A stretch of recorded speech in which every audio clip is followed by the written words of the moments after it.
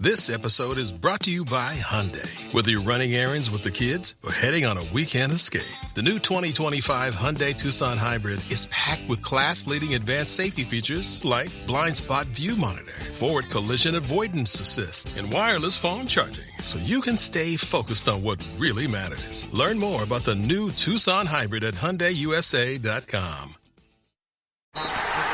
It's time for basketball, and Uber Eats is dropping deals on game day favorites to keep you locked in on the action. Like when you're craving a buzzer beater, but also buffalo wings. Or when an upset makes you want to ugly cry into a pizza. And right now, Uber Eats has game day deals from Burger King, Buffalo Wild Wings, KFC, and hundreds more local favorites. So you can keep your eyes on the ball and your hands on a burger. Order now, only on Uber Eats. Product availability varies by region. See app for details. Clorox Sentiva smells like grapefruit. Cleans like Clorox.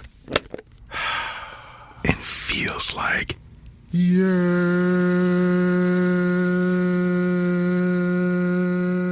Okay, we could be here all day. Try Clorox Sentiva for a trusted clean with long-lasting freshness. Also available in lavender and coconut. Use as directed. You're listening to the Animation Addicts podcast, episode 317. We saw the Anastasia musical, directed by Don Bluth.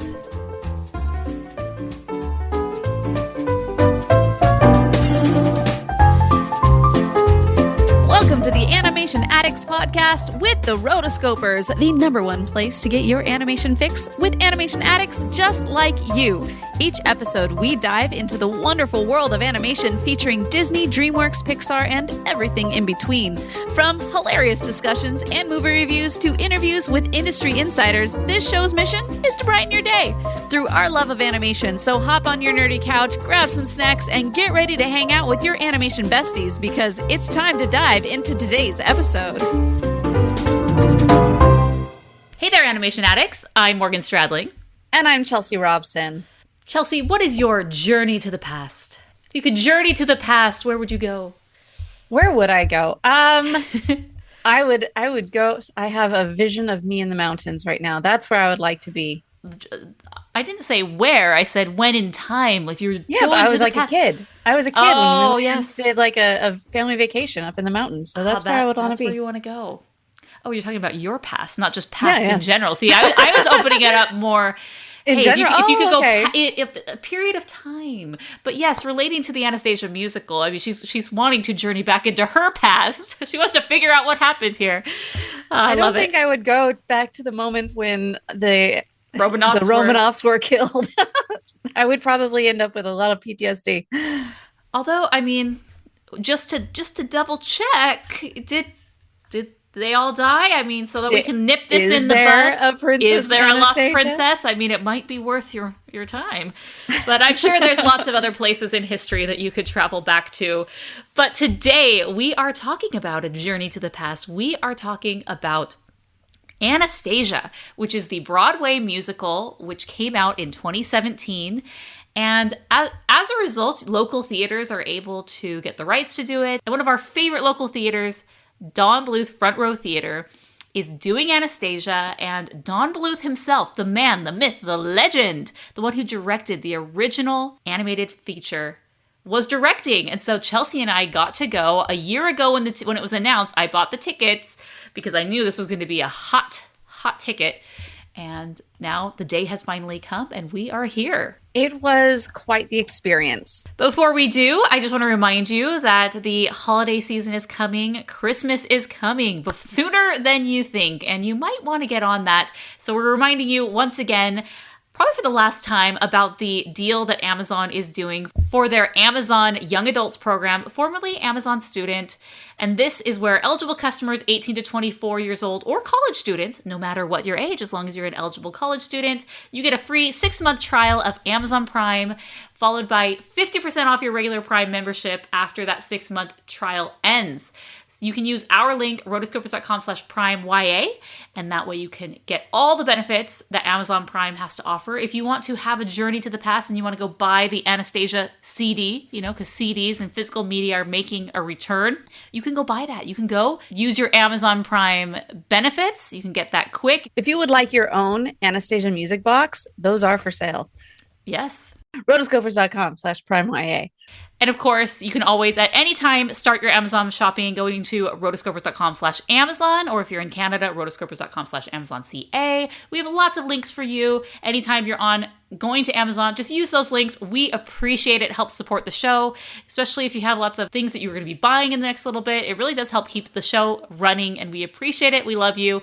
I can say to my new Samsung Galaxy S25 Ultra, hey, find a keto-friendly restaurant nearby and text it to Beth and Steve. And it does, without me lifting a finger. So I can get in more squats anywhere I can. 1, 2, 3. Will that be cash or credit? Credit. 4. Galaxy S25 Ultra, the AI companion that does the heavy lifting so you can do you. Get yours at Samsung.com. Compatible with select apps. Requires Google Gemini account. Results may vary based on input. Check responses for accuracy. Support comes from ServiceNow. We're for people doing the creative work they actually want to do. That's why this ad was written and read by a real person and not AI. You know what people don't want to do? Boring, busy work. Now with AI agents built into the ServiceNow platform, you can automate millions of repetitive tasks in every corner of your business, IT, HR, and more, so your people can focus on the work that they want to do. That's putting AI agents to work for people. It's your turn. Visit ServiceNow.com. Make your next move with American Express Business Platinum. You'll get 5 times membership rewards points on flights and prepaid hotels booked on AmexTravel.com. Plus, enjoy access to the American Express Global Lounge Collection. And with the welcome offer of 150,000 points, your business can soar to all new heights. Terms apply. Learn more at americanexpress.com/business-platinum. Amex Business Platinum, built for business by American Express. So with that, let's go back to the theater. On to the theater. Hi, diddly-dee. Anastasia. I can't even talk. So Anastasia, the musical. It is being played at Don Bluth Front Row Theater from September 12th through October 26th, 2024. So by the time this comes out, unfortunately, it will be over. However, we got to see it, so we can tell you all about it. As directed by Don Bluth, the synopsis for this says, her past is a mystery. Her future is an adventure. Anastasia, the musical, is a spectacular new musical about discovering who you are and defining who you're meant to be. This dazzling show transports the audience from the twilight of the Russian Empire to the euphoria of Paris in the 1920s as a brave young woman sets out to discover the mystery of her past, pursued by the ruthless Soviet officer determined to silence her. Anya enlists the aid of a dashing conman, Dmitri, and a lovable ex-aristocrat, Vlad. Together, they embark on an epic adventure to help her find home, love, and family, inspired by the 1997 20th Century Fox motion picture animation film, directed and produced by Don Bluth. So, welcome to the Princess Anastasia. Grandmama, it's me, Anastasia. Ba-dum-tsh. So this is interesting because you know us, we love Anastasia, big fans, love the music, love the movie, love Don Bluth, think it's really great. It's a top tier non-Disney movie to come out of that era, right? And there's the joke that is the long-running joke with us and obviously the world, it seems, is that Anastasia is a Disney princess, or she should be a Disney princess, or people think she's a Disney princess. People think that Anastasia a Disney movie, and then the prophecy was fulfilled and Disney bought out Fox, and so now technically she is. So the question is, will we see her in the parks? Will eventually they just thread that needle and say, go, Anya, in your beautiful dress, just do it, I don't know. I don't know where that line is. Like modern Disney, I'm like, they don't care. They buy up these IPs because they just simply don't care. And like, sure, you're a princess now. We're going to bring you in. But I mean, they still have a little bit of respect for their Disney princess line. And just a little. Yeah. So, are they going to allow princess adoption? We shall see. But I'd be surprised, but not surprised at the same time. Yeah. So here's the thing. from what I have seen online, they have actually started bringing in some of the score into, say, they have a symphony show. Oh, yes, it's the Disney Princess concert tour. And so Chelsea has been to. Actually been bringing her on. And so it's like, okay, if we're actually doing that, are we fully adopting this? That is still the question. But as Morgan said, will this be in the parks? And that's just unknown, because I don't know. Do enough people of the younger generation know Anastasia? Are they going to do the live action Anastasia? I don't know, because here's the thing. It seems that they're not catering. This is a tangent time. They're not catering to the young kids anymore. They're catering to the millennials who have this sense of nostalgia, and they want the millennials with money to keep coming back to the parks. The Disney adults, if you will. So, yeah, very interesting. But going back to the play, so the movie is amazing. It's great, and it really was a top tier. It came out in 97. I think it had some tough competition when it came out, so it didn't necessarily do as well as perhaps it could have. It did come out for the re-release, the theatrical re-release of The Little Mermaid, the same weekend in November. That's rude. Yeah, and they claimed, oh no, we always were planning on doing this. And so, it did okay, but maybe didn't necessarily live up to its potential. Box office 140, budget 53, but so here's the thing. So that's long gone. The Fox studio closes down, especially after Titan AE. Basically, that's the last thing that Don Bluth has done. And then he opens this theater around 2003, 2004 called Don Bluth Front Row Theater with a friend of his, Roger McKay. He's always done theaters. Even before, when he was in LA working for Disney in the 60s, he put on a theater, which is pretty crazy to know. And one of the guys that he met was named Roger McKay. And he and Roger, in 2004, they decided to put a family-friendly, intimate community theater, and they did it out of his living room. And so until 2012, the theater was in his living room. Chelsea and I have been to productions in the living room. Chelsea has actually helped out with the production for a few of them.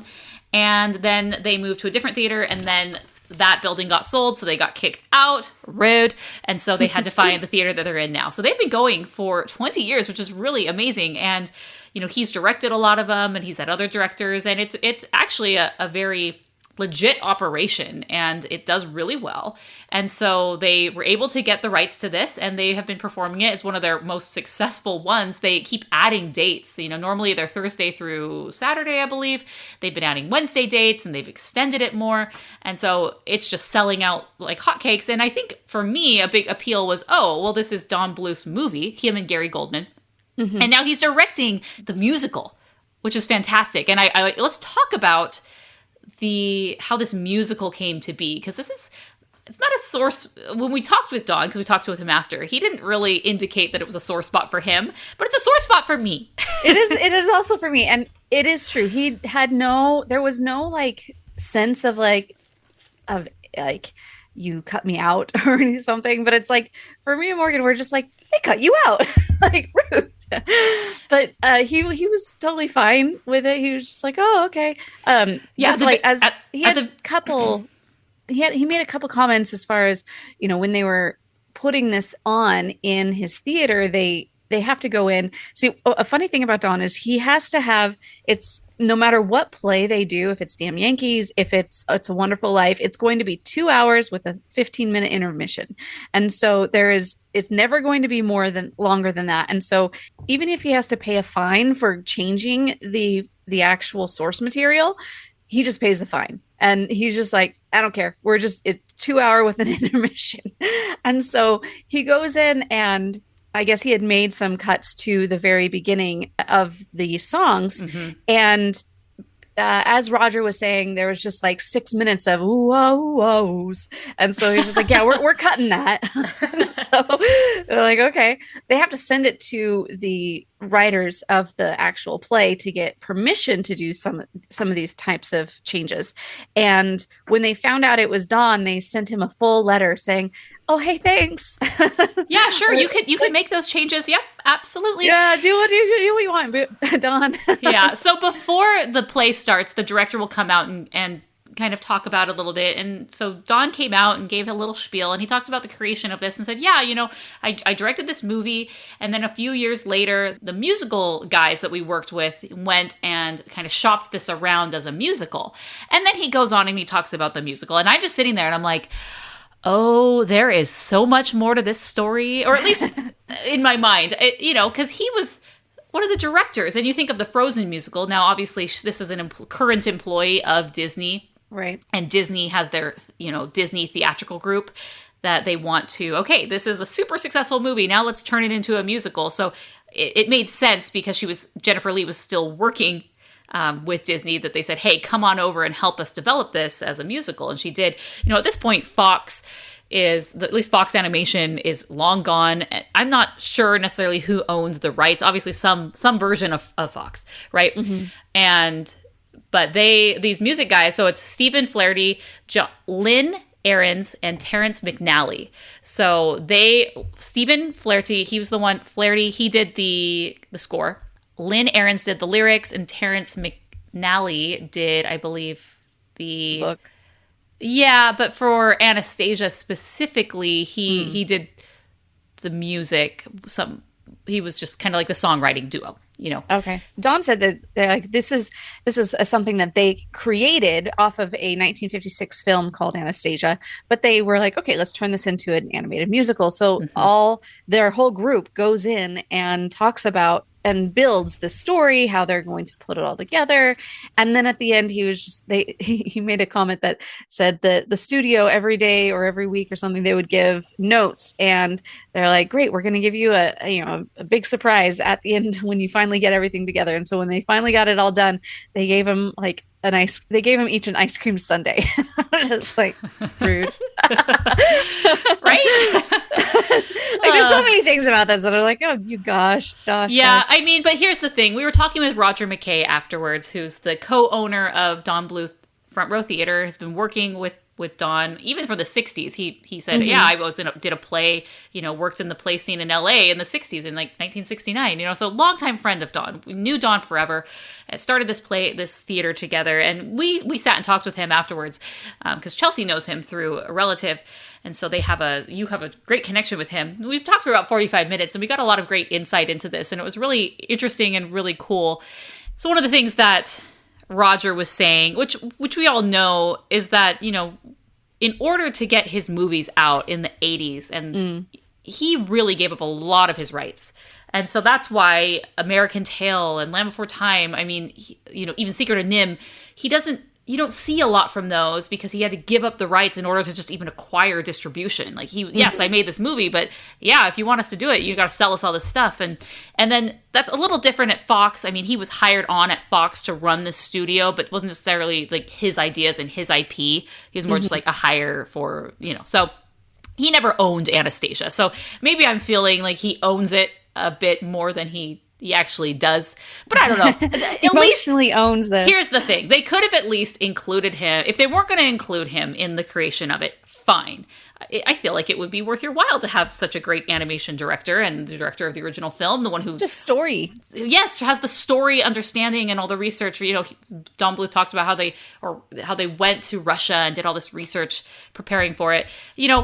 Okay, fine. If you're not going to do that, can you at least invite the guy to the premiere? I know. And they didn't. And when we were talking, he mentioned they did hook me up with tickets when it came to Gamage, when it eventually was on tour. And I was so offended for him. I need to get over this because he clearly is such a nice guy. And just So, okay, I'm sorry, everyone who's really interested in hearing about the play itself. The play itself. And we're just ranting. Our own beef. Yeah, so which again, this is not anything that Don has implied or given anything. This is just my personal feelings about the whole situation. Come on, show the guy some respect. So, All right. So let's talk about the Anastasia musical, because this is it's very similar, but it's definitely different than the movie. So the big thing that changes is the villain. So in the villain, they really take a lot of liberties with with Rasputin. And some people really have issue with what they did with Rasputin because, he was this like person that made a deal with the devil to sell out the Romanovs. I mean, the downfall of the Romanovs, unfortunate, just sucked with what happened with them and everything that the Bolshevik revolution that just brought in communism to Russia. And, and this movie goes, or the play goes a lot more into that.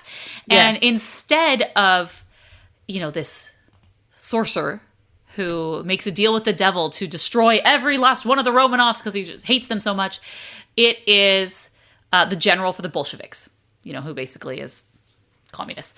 And communism is the enemy, and he needs to kill all of them. His dad was the one who did the initial execution of the family. The family. This guy's named Gleb.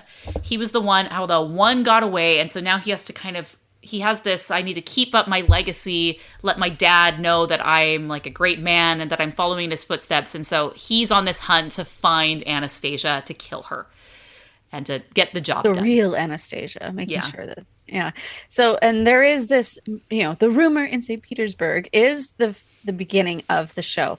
And it is, they have the prologue and they have a Once Upon a December where you have the Dowager Empress coming in with Anastasia and they're talking and they have their little moment of like sharing the little music box. And then they have an ensemble coming in that says the last days of the Romanovs. But the last dance of the Romanovs. Last Dance of the Romanovs. Was that actually part of it, or was that of our one? Yeah, or they did it.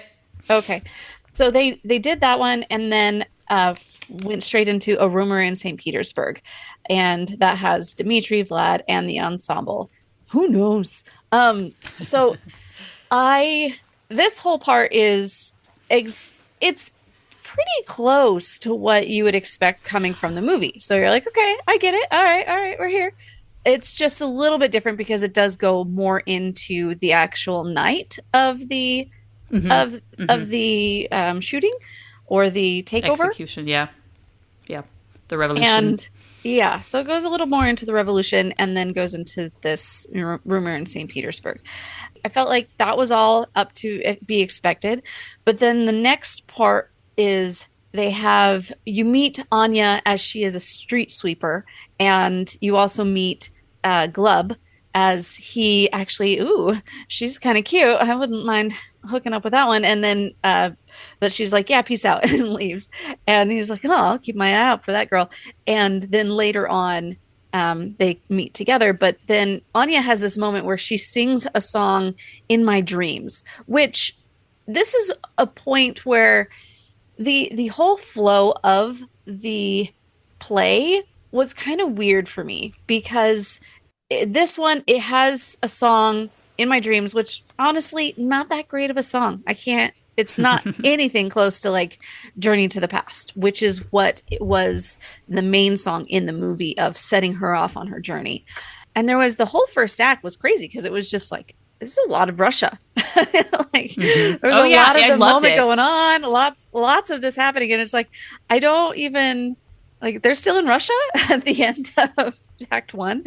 Because in the movie, you just are used to them being on the road. Yeah, and the big struggle that I had initially, and I really had a hard time getting into this play, was that, so in the movie, you have this key area where the grandmama, the Grand Duchess, she and Anastasia are trying to escape. And together, like they know they're separated from the family, so the Grand Duchess takes Anastasia, she falls off the train, Grandma, you know, and Anastasia is lost, and there's nothing that the grandma can do about it. And as a result, she hits her head, has amnesia, and it's very clear what has happened to her. But in the play, that doesn't happen. The grandma leaves just on her own to go to Paris, and that ends up being, unfortunately, the last time she ever sees her granddaughter, her family, her son. And then we jump forward, and then Anya is just this street sweeper. And there was no inciting moment of, like, why did she lose her memories? Did she hit her head? Why, like, how did she survive this? If it was really, really unclear, like, how did she get from here to here? You know?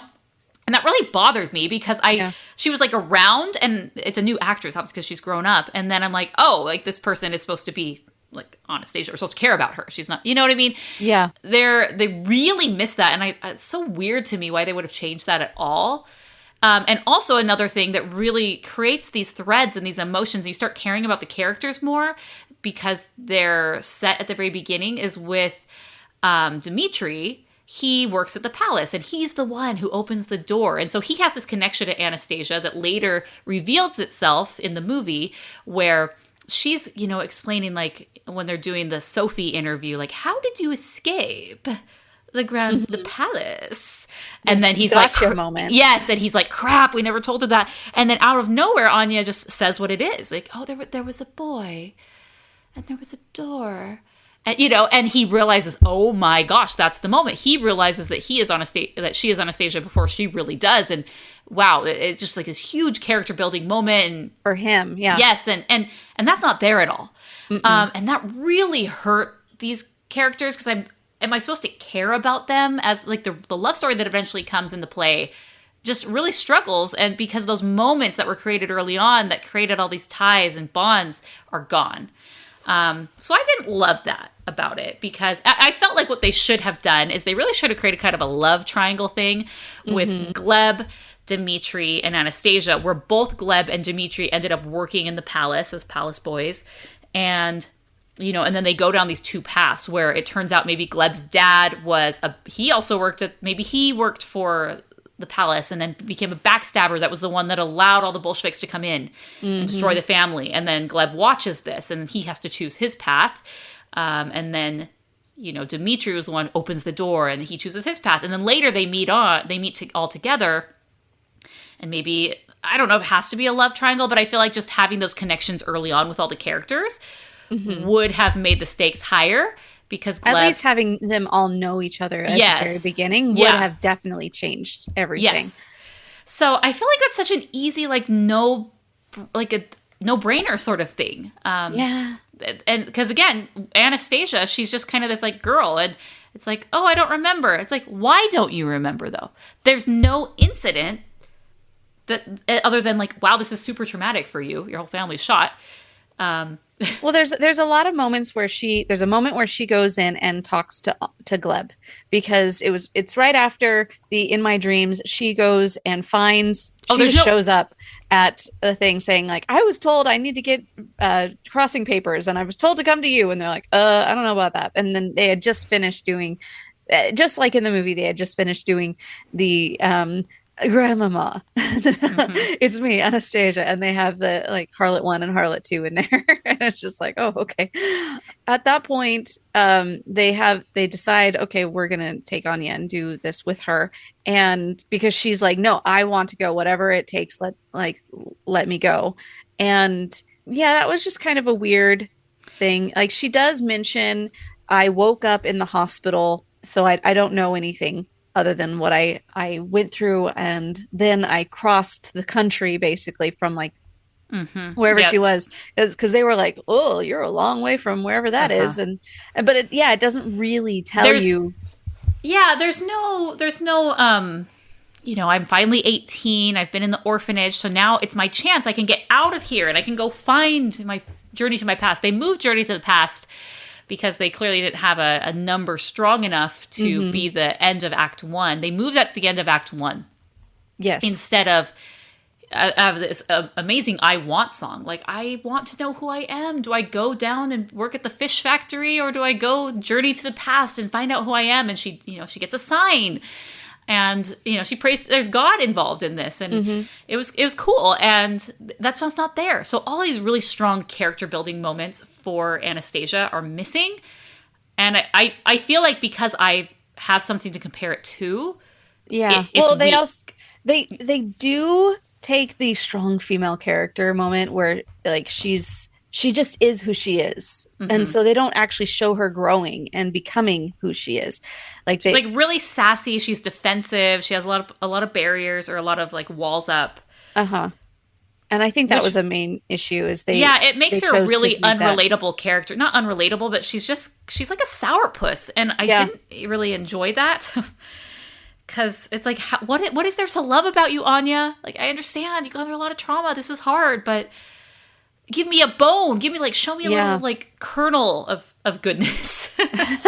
So I don't know. Maybe that was the point, you know, that people like that can change. And but So, and this has nothing to do with, you know, Don's portrayal of it. I mean, this is simply even the actress that was the actors and actresses involved in this thing. This is the adaptation. Mm-hmm. This is the book that we're talking about, not anything as far as the production or the people actually playing it. It was just there was a lot of story things that I was like, this needs to change. Like, this is not. They tried. I do appreciate that they put in like the actual story of the Bolsheviks in there and having that side of it, because it's like, oh, okay, this is actually what happened, as opposed to having some mythical person in there who it doesn't really tell you about history. And I do appreciate the fact that like the whole story is also involved in like basically showing you like how crappy communism is for people, and then like going into Paris and like showing all the people who had a chance to get out and now they're just like trying to relive the good old days in some way. Like I did appreciate seeing that, because it was very interesting. And there was one part where we're going on a train, and there's within history there was a moment where they had gotten rid of all the aristocracy, but then they were like, okay, that's not enough. We got to get rid of basically anybody who has been taught anything, anybody who's smart. So they're trying to get rid of the smart people so that they don't have as much pushback on things. And they get on this train, and you have one guy who stands up, and in the production, the actor who played that, who was that? Do we know from the playbill? Who plays what? The professor who stands up and has a Vlad? little. Oh, not Vlad. That guy. Derek Newman. Good job, Derek. Liked you. You did a great job on that one. Mm-hmm. But the song is called "Stay, I Pray You," and it was really nice. I liked I liked the flow. I felt like they really could have made this version excellent, and I really like your. How I would have done it different, how it should have ended, kind of thing, because that would have that really would have tied everybody together better. Mm-hmm. What I really also liked about the production that Don did is even though his stage is very small, like you only have about 75-seat theater in this, and so it's the max deep you go is there's one corner that has 4 rows, maybe like a 3 to 4 or 5 in the back row, but most rows have about 2. It's very small. Yeah. Every seat is a great seat. You know, so if you get there and you're like, crap, there's only 2 seats and they're in the back, trust me, they're going to be great. You're going to be fine.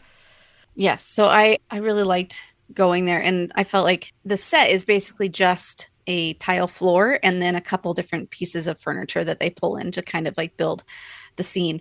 But otherwise you just have the ensemble, and as far as ensemble went, I felt like everybody really did a good job of the singing performances. I felt were great. The costumes were great for this size of venue and for the price you're paying too. Like the thing is, like, there's so much that goes into a small community theater that, as far as like trying to build a show, like there's so much money and overhead that you don't really realize when you're coming into this. And so something of this size and this caliber was just like really well done for what you're paying for too. Yeah. And then you go into Act 2, and that one starts with Paris Holds the Key to Your Heart, which obviously so fun. And then you have the Dowager Empress closing the door, and you have a back and forth between the Vlad and Dmitri, kind of like, oh, what's going on? There's at one point in time where you get to meet Lily, who is from the movie. It would have been Sophie, but they changed her name to Lily. Not sure why they had to change it, but I need to do more research, I guess. There's probably reasons. For reasons. Okay. But the Countess and the Common Man, you have Vlad and Lily. And that was, for me, a really standout song that was in this play that was not in the movie, mostly because of the performers. Like, they did the woman who played Lily. So in this was Alexandra Appadel, who goes by Ixie, and she's so good. I was blown away by her. Like, she was definitely the standout. That was definitely the standout performance as far as talent within the show.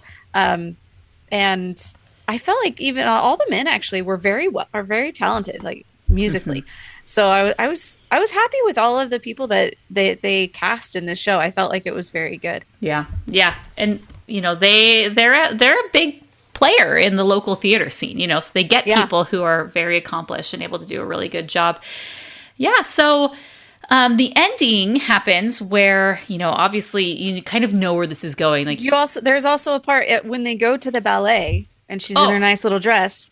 In the show, they actually got a ballerina to come in and do her little thing. I was like, oh my gosh, yes, look at us. Two ballerinos.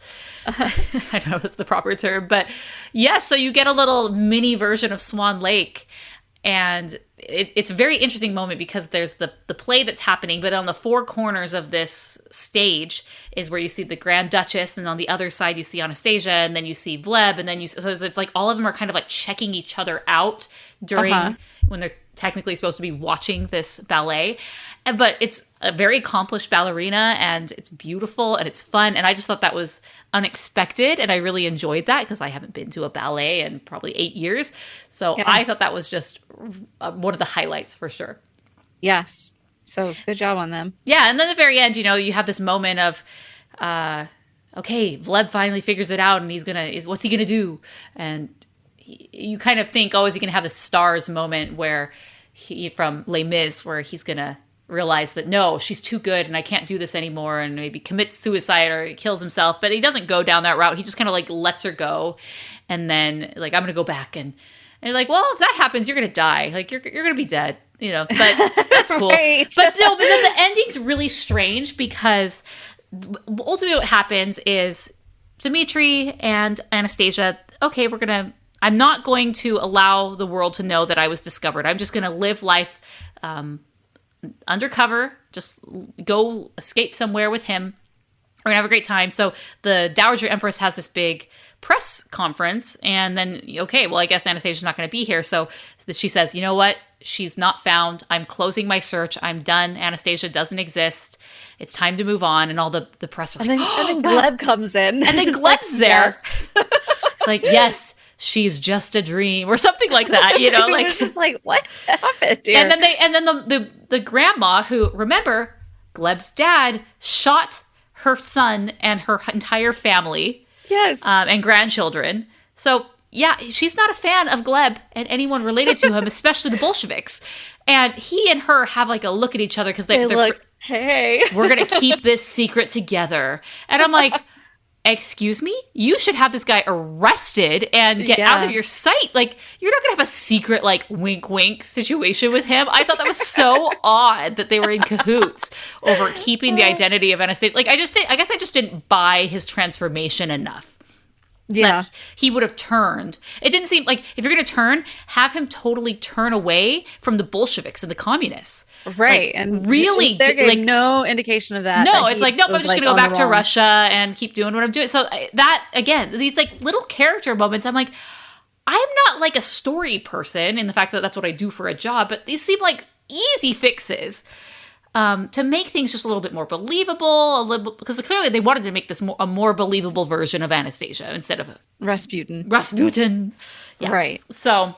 Yeah, and I felt like they could have a good song, but also not great for the story was right before this when how Anya discovers and remembers that she is Anastasia is in a song called In a Crowd of Thousands, and Dimitri, like they both like have this moment where they're like, oh, but I remember seeing you, and she's like, I remember seeing you too. And it's like, how did you know that? It's like, I remembered. And it was just this moment of like, what? Did you? Yeah.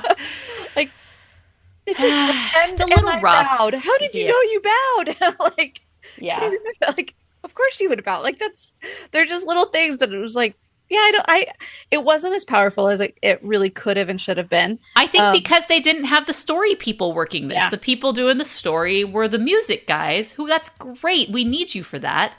And I'm trying to see who else was involved in the book. Just Terrence, So, I mean, and he is very, very accomplished. He's been doing, theater since the 60s.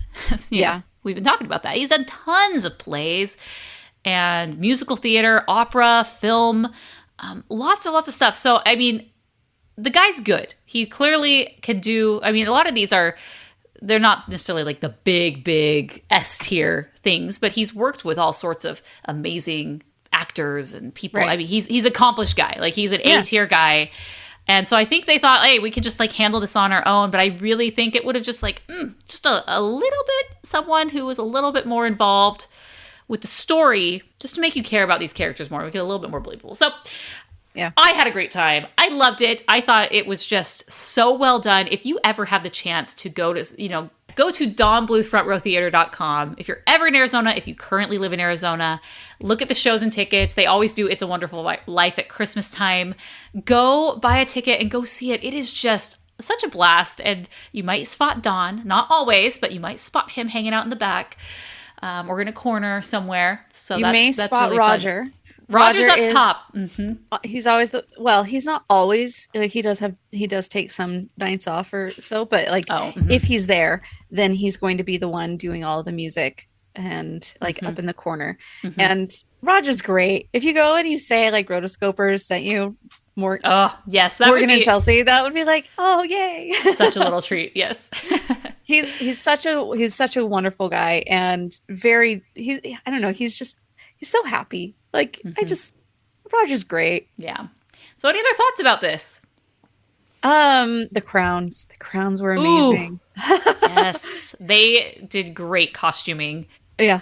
And I felt like once again, going back to how they do this, and a good friend of mine was in one of their past shows, and she actually was nominated for a Zony because of it. So I was like, awesome. Yay. But she was always saying that like every play that she's done at all of these other plays, like the actors all have to like pull a little bit more weight as far as like the production side. And at this theater or at other theaters? Other theaters. And she's like, but when I went to Don Bluth, she was like asking, okay, when are we going to help set up the stage? When do we come in to help do all these things? And they're like, oh no, we handle we do all that ourselves. Like, you guys don't do anything. And she's like, oh, really? So it's just for them, for an actor, it's one of those that it's like, it's definitely more of an A tier place to go and get a part. Like, they do a really good job of keeping everything up to a really high degree of professionalism. Mm-hmm. Yeah. And it's great people. It's so fun. I loved it. I had a great time. It was interesting to see the Anastasia musical in, real life. Obviously, this is a shortened down version. Mm-hmm. There were a few interesting edits that, I don't know all the edits, but according to Roger, there were a few edits that were made that Don really wanted. He got that approval, which was cool. And mostly in the score is what it seemed to me, because there was a lot. Like I said, Don is he's like 2 hours with an intermission, like no more. And so they cut down about 6 minutes of the oohs and ahs, and they got rid of a lot of these things. Right. So I don't think there were any major changes. And I would have liked to have seen some major changes that like what Don could have and would have done. I just feel like he was like, you're not going to change the book. You'll change the audio to shorten things up, but maybe he does. I don't know. But anyway, yeah. So I loved it. Happy birthday, Chelsea. Oh, thank you. Yes. It was fun. We finally got to go see it. Yeah. Yeah. So to follow up on our last episode, we mentioned that Morgan was trying to get me one of the Don Bluth cells from Rockadoodle. And so we go into the main lobby area, and Don has a lot of not cells necessarily, but lithographs that are signed, and Morgan got me the best one, which is you could always give up show bigness, Pinky. So I got a signed lithograph of Goldie from Rockadoodle. It's just like an easy way. They're $20, which is like very priced appropriately. Yes. And it supports the theater. It's signed by Gary Goldman and Don Bluth, which I think was pretty cool. And then your book, Chelsea. Yeah. So years ago, I bought The Art of Anastasia, and It's been in a protective plastic for all these years. I did a video. If you go to rotoscopers.com, we'll include a link in the show notes. Yeah, I'll include a link in the show notes of my review of the actual book. I did a YouTube video on it, and but I've had this for a while, and I was like when I made the note on my calendar, I was like, bring the book. And so I brought the book and I had Don sign it. And so that's one more of like, oh, good. Yay. Yes, if you want to buy The Art of Anastasia, you can use our Rotoscopers Amazon link. Go to rotoscopers.com/Art of Anastasia. Go to rotoscopers.com/Art of Anastasia, and it'll give you a link if you want to check this out. I mean, you could buy an acceptable copy for $28 and then, upwards from there, about $50 you could get this book. And it's just, a classic 90s art of animation book. Pretty cool. So, you got a signature, which is pretty cool. That's awesome. Yeah, we chatted with Don for like 2 minutes. There were other people there were people behind us, so we wanted to be very cognizant of our time. But I did tell him about the cell that I was trying to buy Chelsea, and he got a good laugh of it. He knew exactly. Like, I know exactly. He knew exactly the scene that we were referring to, and it was just great. I mean, he's such a joy. So it's good to see that he's 87. Yeah, and just living life, enjoying life, having a great time, putting on theaters, and he just loves the arts. It's not I don't think it's a disappointment that animation. He still actually does animation workshops and master classes and has that whole side. He has a new book that came out, which is it's a Don Bluth fable. It's a children's picture book. It's called Yuki, Star of the Sea, and it's about this whale that ends up getting taken from the ocean and working in a SeaWorld type thing. And it's written by him. It's all illustrated by him. I brought my copy and I had him sign it. I'm actually going to have a review. By the time this episode is up, I will have my review on the website. So you can check out my review in the show notes, and you could go, use our Amazon link to purchase that, which is pretty cool. But yeah, I mean, he's just, what I love is he is out there doing what he wants to do. It's not that, animation, after quite a long career. Remember, he started working as an assistant animator in the 50s. Sleeping Beauty in the 50s, and then, ended with Titan AE. And then he's gone on and he was during that time was doing plays in LA, and now he's doing plays now. I mean, it's not necessarily, oh, this is so sad, you haven't done any. It's like, no, look, this is amazing how you're able to shift your career and your outlet and your creative expression. He is a busy guy who's doing a lot of stuff. So Rockadoodle storybook. Nice. I know. I'm looking on the Amazon page for anything written by Don Bluth. Obviously, he has his book somewhere out there, My Animated Life, which came out a few years ago. I need to read it. Mason mentioned that he had read it. And then he has these other books, The Art of Storyboard, Art of Animation Drawing. So those are cool. He has a series of different, things. And then some other random like storybooks that I'm not so sure how involved he was with the Rockadoodle Storybook, a Don Bluth film. Yeah, this is interesting. I want it. $30 I can get it.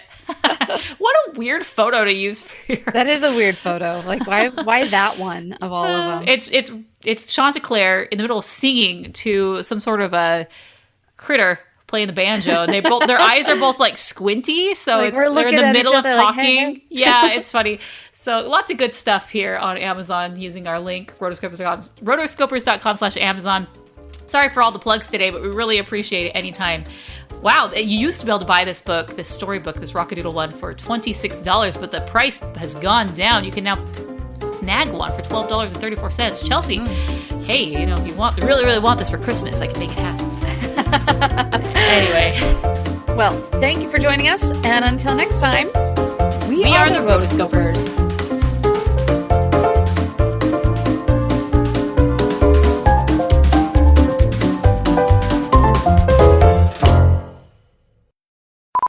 I hope this episode doesn't come off super negative at the beginning. Yeah. Because I was like, there's quite a bit I enjoyed at this. Most of our problems were just with the book. The production value, the actors, all of the stage, everything in it was like, this was so much fun and such a great time.